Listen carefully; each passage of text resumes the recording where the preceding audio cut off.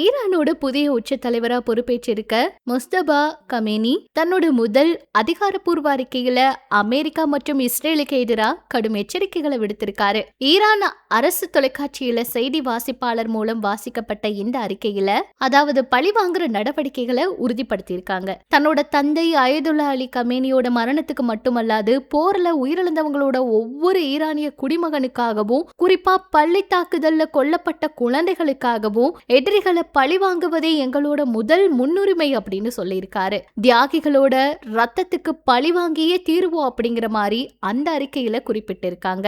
உலக பொருளாதாரத்தோட முக்கிய நீர்வழி பாதையான ஹார்மூஸ் ஜலசந்தி தொடர்ந்து மூடப்பட்டிருக்கு அப்படின்னும் அது அமெரிக்காவுக்கு எதிரான அழுத்தத்தை அதிகரிக்க ஒரு கருவியா பயன்படுத்துவோம் அப்படின்னு அறிவிச்சிருக்காங்க. மத்திய கிழக்கு நாடுகள்ல இருக்க அமெரிக்க ராணுவ தளங்களை உடனடியா மூடணும் அப்படின்னு எச்சரிச்சிருக்க அவங்க அந்த தளங்கள் தொடர்ந்து செயல்பட்டா அது மேல ஈரான் தாக்குதல் நடத்தும் அப்படிங்கிற மாதிரி தகவல் வெளியாகி இருக்கு. அது மட்டும் இல்லாம இந்த அறிக்கை இப்படி வெளியாகி இருந்தாலும் கமேனி அவர் பொது வெளியில நேரடியா தோன்றவில்லை அப்படிங்கிறது குறிப்பிடத்தக்கது. அவர் பிப்ரவரி மாத தாக்குதல்ல படுகாயமடைந்து கோமா நிலையில் இருப்பதா மேற்கத்திய ஊடகங்கள் தெரிவித்து வர நிலையில இந்த அறிக்கை வெறும் காகித வடிவில் வாசிக்கப்பட்டது அந்த சந்தேகங்களை மேலும் வலுப்படுத்தி இருக்குது. இருந்தாலும் தன்னோட தந்தையோட பாதையிலேயே ஈரான் தொடர்ந்து பயணிக்கும் அப்படிங்கறத அமெரிக்காவோட மிரட்டல்களுக்கு ஒருபோதும் பணியாது அப்படிங்கறத அவரு இந்த அறிக்கை மூலம் தெரிவிச்சிருக்காரு. இருந்தாலுமே இந்த போர்ல இப்போதைக்கு எந்த ஒரு முடிவும் வராது அப்படிங்கிறது தெரிய வந்திருக்கு.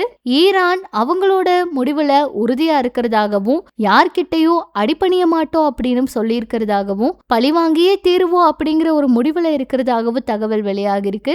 என்ன நடக்க போகுதுன்னு பொறுத்திருந்து பார்க்கலாம்.